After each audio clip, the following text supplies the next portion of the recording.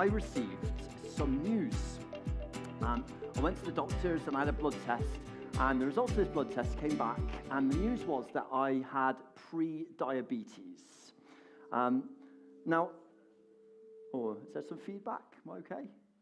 It's okay? All right, I'll carry on talking. But in that moment, when I received that piece of news from the doctors, I was really scared. I was really fearful. I suddenly started thinking about the future. And I thought to myself, where is this heading? And I know that I'm probably not the only person in the country who's been diagnosed as pre-diabetic. Diabetes is kind of a bit of an epidemic in our country at the moment.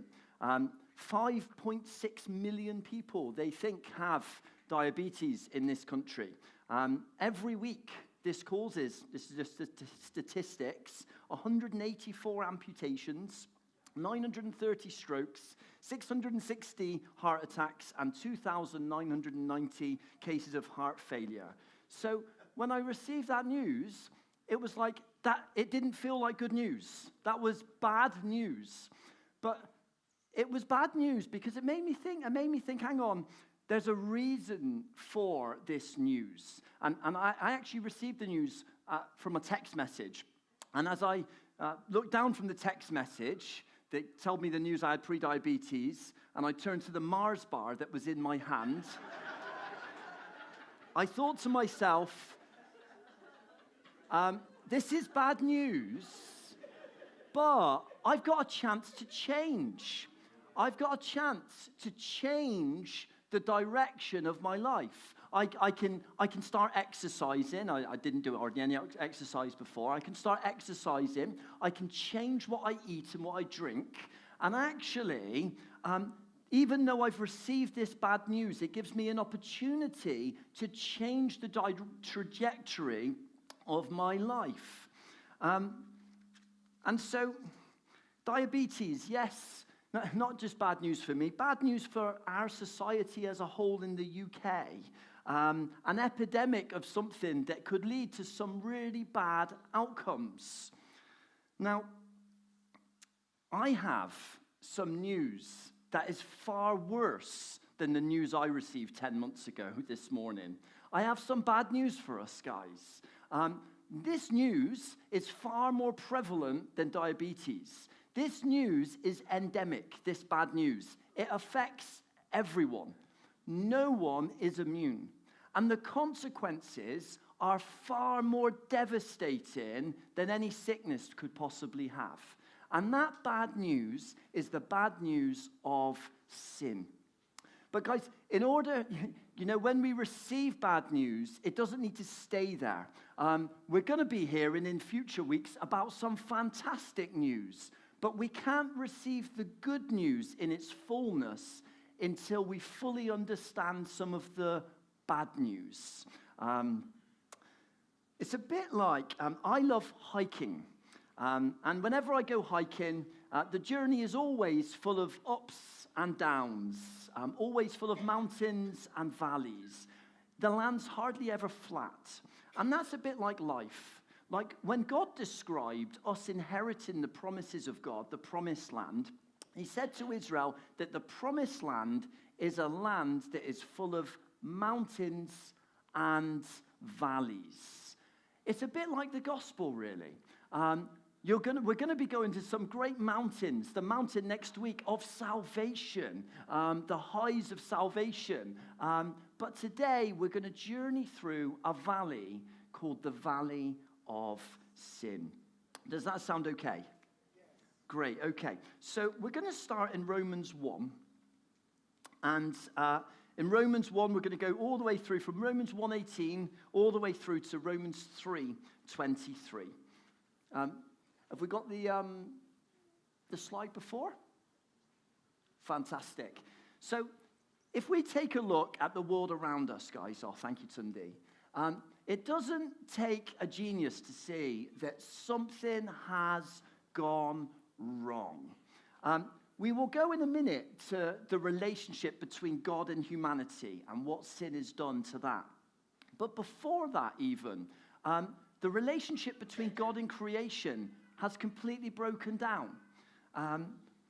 God made all the valleys, the mountains, the oceans, the stars. Everything was in perfect harmony. And then sin entered, and everything suddenly goes out of sync. We have volcanoes exploding, earthquakes causing devastating consequences. The tsunami of Christmas Day 2004 in Asia, 230,000 people dead just like that. What's happened? Something is out of sync. Something's not right. The relationship between humanity and creation has completely broken down. Instead of being custodians and stewards of the earth, we've instead become the prime destroyers of the earth. Climate change, fossil fuels, pollution, deforestation, and then our relationship with fellow humanity has also completely broken down. Rather than caring and loving for one another, serving one another, we seek to exploit one another for personal gain. Slavery, a system devised by the Western world, with Britain right at the very heart of it, to enrich ourselves at the expense of others. The oppression of females all across the world. Instead of ruling and reigning together, fighting over who's in charge. There are many places in this world where if you're a female, 50% of the population, you're not allowed to read a book. You're not allowed to have an education. In some places, you're not even allowed to leave your house without being accompanied by a male chaperone. What has happened to this world? Something has gone wrong. So we read in Romans 1 and verse 18. For the wrath of God is revealed from heaven against all ungodliness and unrighteousness of men, who by their unrighteousness suppress the truth. God, we don't want you to be king. We know better. I want to be in charge of my own life. Is that such a bad thing? We want to be in charge of the world, God, and we've taken charge instead of God. I want my way, God, and not your way. And so we read here, the wrath of God is revealed from heaven. This is a tricky one, guys. You know, words like judgment, wrath, punishment are used throughout Scripture. They're there. We can't get away from them. But what does that mean? I grew up in a non-Christian home thinking that God would get really angry if I did bad things, and that if I sinned, he would punish me by making bad things happen to me. That's just how I grew up. But you know, I'm no longer convinced that God's judgment or his wrath or even the word punishment in the Bible always looks like we think it looks like. You see, I remember when Lucy, my eldest daughter, she's 15 now, and I remember, it feels like yesterday, when she was a baby. Many of you might remember Lucy when she was a baby, and I remember it was brilliant when Lucy was a baby because I could take her and I could put her down somewhere, and then I could go about, have a conversation, and I could turn around, and the baby is still in the same place. Now, something happens, guys. They grow up a bit. And I remember then Lucy suddenly turned into a toddler, and she discovered how to crawl. And she could get about places at an astonishing speed. So now no longer, when I put the baby down that was a bit older, I could I would have a conversation with someone, I turned around, oh no, where's the baby? I've lost Lucy. And she'd be crawling about somewhere, getting to mischief. But we had a gas fire in our living room. And, Lucy would always, whenever she could, she'd start crawling towards that gas fire. And very often the gas fire would be on. Now, as loving parents, there is at no point did we ever say to Lucy, if you do that, we will burn you, Lucy. Like we never did this. Any parent ever done that? No? Okay, we'll have conversations later if you have. But, you know, I just wonder, is that how God works? You know, if you do that, I'll burn you. What's our parents? Should I be here preaching if I did that? But we did say, Lucy, you know, in words she could understand and communicate with her. Look, Lucy, what we want to communicate to you is, Lucy, if you crawl towards that fire, if you touch that fire, then you will get burned. There's a difference. It's not an active punishment from me and Joe towards her. It's us trying to help her to understand that there are consequences to her actions. And there are certain things that if she does can have devastating consequences for her and people around her. And I wonder if when we see the wrath of God, that's more like what the wrath of God looks like. Now, there are loads of theological books that have been written about this. Loads of theologians have different points of view. But I always think the best way to interpret the Bible is to use the Bible. So let's have a look at verse 26. It says, "For this reason, God gave them over." Can everyone say, God gave them over? To dishonorable passions. And then fast forward to verse 28. It says, "And since they did not see fit to acknowledge God, God gave them over." Can everyone say, God gave them over? To a debased mind to do what ought not to be done.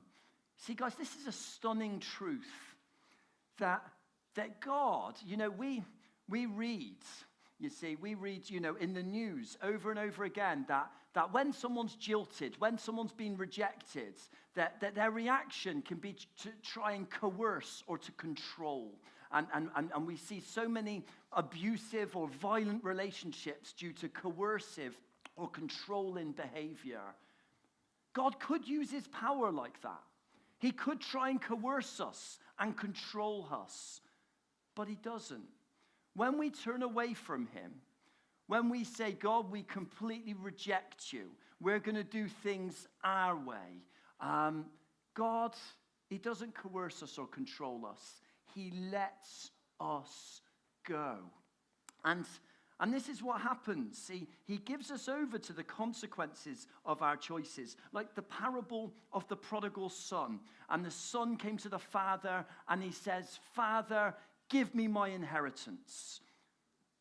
Do you have any idea of how insulting and offensive that is to a father? He's essentially sticking two fingers up to his father, saying, do you know what, this is like a public humiliation to his father. He's saying, I want nothing to do with you. I just want to go my own way. And the father's here. You can almost picture the father. Has the father moved anywhere? No, he hasn't. He's right here. But what he does is he says, well, okay, I'll give you what you want. I'll give you your desires. And the son, he makes his own way. And what's happened? The son is moved away from the father. Just like us, that we all move away at some point from the Father. We all move away from God. And then we find ourselves in these circumstances, in these situations, and we think, what has happened? Sometimes we can even blame God for the situations and circumstances in this world or that we find ourselves in. What's happened though? God hasn't moved. We say, God, why have you abandoned me? God says, I haven't moved. And he waits for us to come back to him. You know, the Greek word for lusts in that verse is epithumia. Okay, it sounds really clever. It's not. It simply means over desire.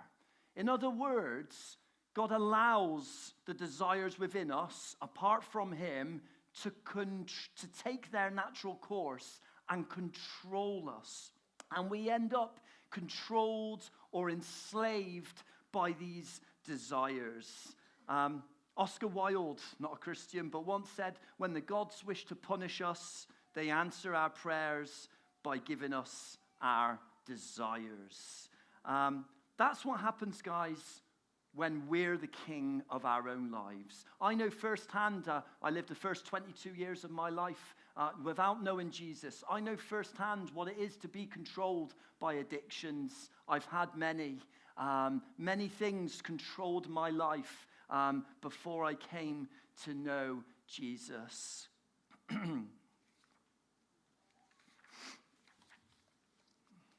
And so, if you just go to the next slides, I wonder what God sees when he sees the world. War. Thousands of immigrants with nothing, no possessions, nothing in life, trying to make their way to different countries. The history of racism, Ku Klux Klan in America, I don't know what you call it around the world, but I'm sure there's lots of versions, some horrific photos. Next one. Every minute, 2 million children, every minute, 2 children are sold into slavery. Next slides. I wonder how God feels when he sees this world trapped in sin. But you know, his wrath, how do we compare that with his love? Well, his wrath is actually an expression of his love. A God without wrath upon sin is an idol. It's something less than God. And I believe there are some here today who have never received Jesus as Lord. Maybe you've never turned from your sin. And you can do that right now, today. God is only a moment away from you. Others of us here, though, have received the gospel, but maybe still play around with sin. Maybe sexual immorality, gossip about others, maybe lying, cheating, maybe just looking out for number one. You can read all about it in verse 29 to 31. But the message is that we folks cannot live with God in one hand and sin in another hand. Because I feel God saying, you don't know what you're messing with. Can one ever play with fire without getting burned? And so the wounded heart of God, he waits. He waits. He waits for his people to return. Have you got the next slide? And so when we think about sin, sometimes we can think about doing bad things or just abstaining from doing bad things. It's a list of rights and wrongs, and we try and do more rights than wrongs. But sin is so much more than that. That's just the symptom. It's not the root. The root of sin is something called idolatry. And we read about it in verse 22.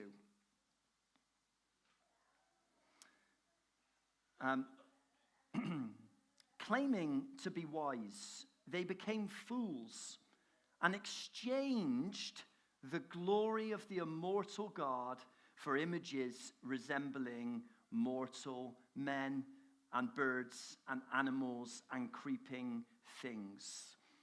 In other words, what they did is they exchanged something. My dog, we've got a 5-year-old dog who's giddy as a kipper called Lily. And Lily gets really excited when we do the washing. And we put the washing on the clothes horse. And what Lily really likes is stealing a sock. And usually one of my favorite pairs of socks. And so as I'm putting the washing out on the clothes horse, I turn around and Lily's got a sock in my mouth. And to try and get the sock off of Lily is really, really difficult. So what I have to do is I have to go to the fridge, and I think my sock is quite valuable to me. I really want my sock because I've only got one sock on and Lily's got the other one on. So I have to get a bit of ham. Now I get a gone-off piece of ham, because I don't want to waste the good ham. I get a gone-off piece of ham that's a bit smelling and a bit rank, probably make me ill, and I'll say, "Hey Lily, do you want this?" And she immediately drops the sock and gets the ham. But you see, in Lily's perspective, she has swapped something, of less value, my sock, for something of greater value that she thinks, this piece of ham. But obviously, from our perspective, we realize, hang on, that sock is worth way more than a moldy piece of ham. Guys, this is what we have done with God. We have been duped. We have been conned. We have been ripped off. And we have ended up exchanging God for something that is far less. And you see, in ancient Rome at this time when Paul wrote this letter, idolatry was everywhere. If you walked along the streets, if you went into the marketplaces, if you went into someone's home, in the living room, on the mantelpiece, in the bedroom, there would be idols made of wood, of bronze, of marble. You want to be safe on your travels? You need to worship or sacrifice to Abiona, the god of safe travels. If you go to a Salford game like me against Manchester City last week, you want Victoria. She is the god of victory. I clearly didn't do enough sacrificing to her. Kalani, you say one thing. Want to find your perfect partner. Or maybe you're trying for a baby. You need Cupid, the god of love and fertility. You want to have health. You need Asclepius, the god of health. You want to prosper financially, or you want that good career move, you need Pluto, the god of wealth. N.T. Wright puts it like this: the gods were everywhere and involved in everything. They're to be acknowledged, appealed to, pleased, or placated. But hey, that was Rome. That was 2,000 years ago. Like, we're educated now. We're sophisticated, aren't we? We're advanced. We've come so far. Really? Me and Hannah, we followed Jesus first, at Salford a very close second.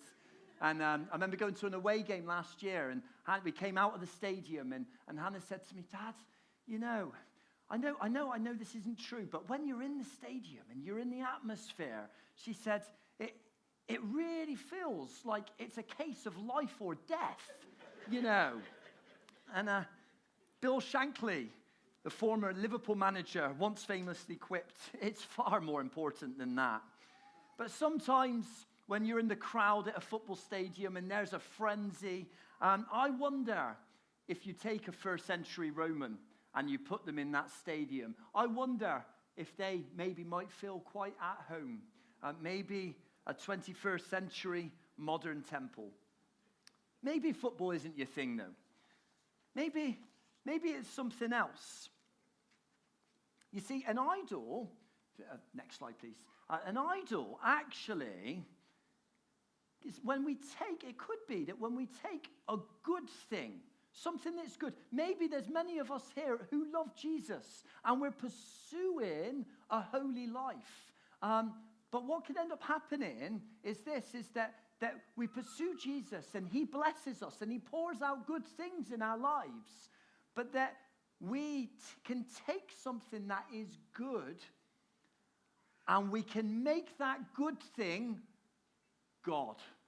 And the minute we take a good thing and make it God, the minute we take a good thing and we give it more priority, more of our focus, more of our attention, more of our time, more of our devotion, that thing becomes God. And we have slipped into idolatry. We don't want to slip, guys, into middle class mediocrity. When God gives us a career, but suddenly that career becomes God to us. Maybe that relationship, maybe even your wife, your husband, or your children. Did Jesus not say, whoever loves any of those things more than me is not worthy of me? Hey, they are good things. But when they become God, we have a problem. Fitness or body image, entertainment, Netflix, the latest phone or technology, money, even education, academic achievements. They're all good stuff, guys.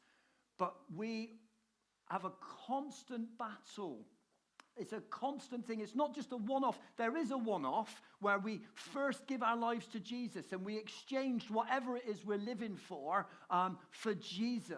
And Jesus says, I'll take your addiction and I'll give you my freedom. I'll take your depression and I'll give you my joy. I'll take your hopelessness and I'll give you hope. And that's a one-off, once-for-all decision that you never need to make again.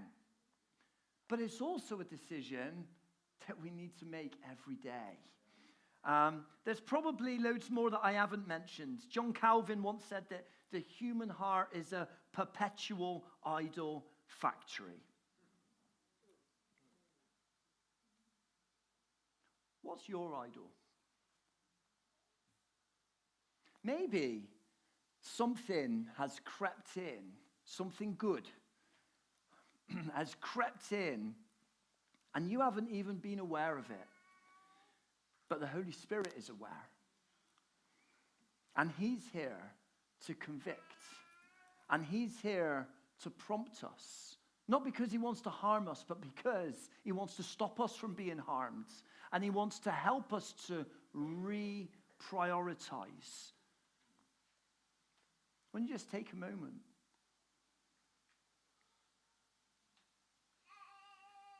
Holy Spirit,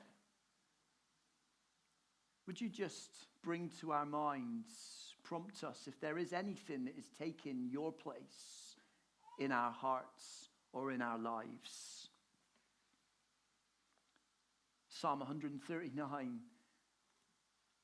says, examine me, Lord. Examine my heart and see if there is anything that is offensive to you in it. See, guys, Jesus is the pearl of great price. He is the most precious and valuable thing in the universe. Nothing and no one can ever come close. And yet, a long time ago, there was an apple. And it says that the woman saw that the fruit of the tree was good. She saw that it was good. And she took some and she ate it. Nothing wrong with the fruit. The fruit was good. And yet what happened is she saw something that was desirable, just like we see things every day that are desirable in life. And she got conned. She exchanged the pearl of great price for an apple. Over the years, I've seen many of my close friends, people who I love, walk away from Jesus or decide that they no longer want to pursue Jesus as number one in their life. What has happened? They've been conned, they've been duped, they've exchanged the truth for a lie. And so Romans 1 talks about what happens, with unrighteous sinners. But then when Paul moves on to Romans 2, he kind of shifts and he turns his attention to something that is possibly even more deadly than Romans 1, which is self-righteousness. Now, this is a much harder task because in Romans 1, sin can be really blatant and clear and in your face. But in Romans 2, self-righteousness is hidden away. Many around us can't see it, if anyone. Sometimes we can't even be aware of it ourselves. But I think Paul, he kind of leads us into a bit of a trap here. It's almost like he leads us to a place through Romans 1 where we could almost be on our high horse and say, oh yeah, the problem with this world is all these sinners around us, all this unrighteousness around us. Thank you, God, that we are your holy people, which we are. But he warns us, and he says this in Romans 2:1. If you think that leaves you on the high ground where you can point your finger at others. Next slide. Think again. Every time, next slide after that. That's it. I'll read it again from the Message. If you think that leaves you on the high grounds where you can point your finger at others, think again. Every time you criticize someone, you condemn yourself. It takes one to know one. It's a bit like, again, the story of the parable, the prodigal son. And Jesus' listeners, can hear and can follow it all the way through that, you've got this unrighteous son. His sin is so in your face and clear. But when the unrighteous son comes back, Jesus suddenly pivots the story, and suddenly something is apparent in the second son. And the second son says, hang on, Father, what, you're throwing a party for him? What about me? And suddenly all the ugliness of his self-righteousness comes out and is apparent. It's more of a killer, maybe, than the first one. It's interesting that Jesus, the people group that he seemed to most have issue with, it wasn't the blatant sinners or the prostitutes or the tax collectors. Who was it? It was the Pharisees, the self-righteous Pharisees. I wonder, if we're faced with a choice, do we judge others, or do we first try and identify our own sin?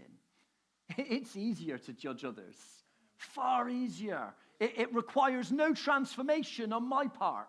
I can go out and I do often, and I judge other people's driving, and I judge people who are misbehaving in my maths class, and I judge my wife who is so unreasonable sometimes, and I judge my children, and I judge everyone around me, and sometimes I just wonder if God turns to me and says, Kev, when are you going to look at your own sin? And I wonder if my own sin is uglier than all the sin that I try and put on everyone else. Self-righteousness. I wonder, can you relate maybe more to the younger brother? That actually the sin is just blatant, and you're just going off by yourself, and there are things about that. Or maybe you can relate with the older brother in Romans 2. Just going to finish with the log in the speck. Can you just picture that? Hey, brother, let me help you with that speck in your eye. Kev, first remove the log out of your own eye. God is more concerned about this condition of your heart and the sin that dwells inside your life than he is about anyone else around you. And I wonder if we first deal with that, whether we would have a whole load more grace and love and freedom to help and not judge others around us. Romans 3:23, we're coming towards the end.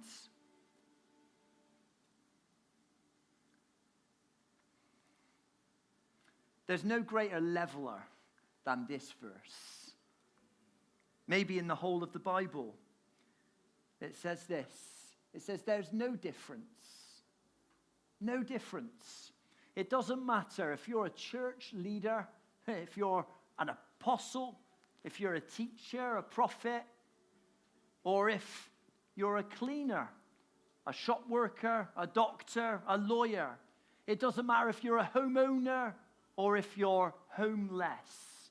It doesn't matter how much money you have or don't have. It doesn't matter how successful in life you've been or how much you've failed. There is no difference when it comes to this. All have sinned and fall short of the glory of God. Let us not substitute anything that is good for God.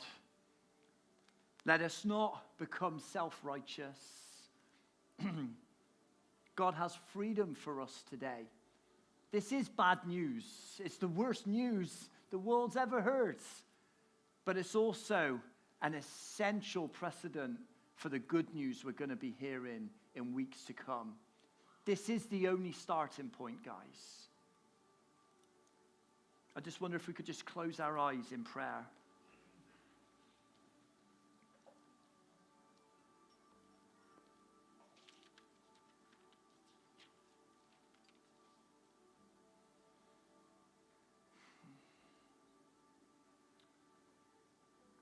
Search me, O Lord. There's some searching going on right now. Search me, O Lord. You might be broken right now. You carry on being broken. Right now, you might be in a place to give your life to Jesus for the first time. You go ahead and do that. Search me, O Lord. See all my brokenness. Maybe you think you got it all together today. Search me, O Lord. I bring before you myself. Find in me no self-righteousness, Lord. Search me, O Lord. Search me, O Lord, and know my heart. Try me and know my thoughts. And see if there be any offensive way in me, that you would lead me in the way everlasting.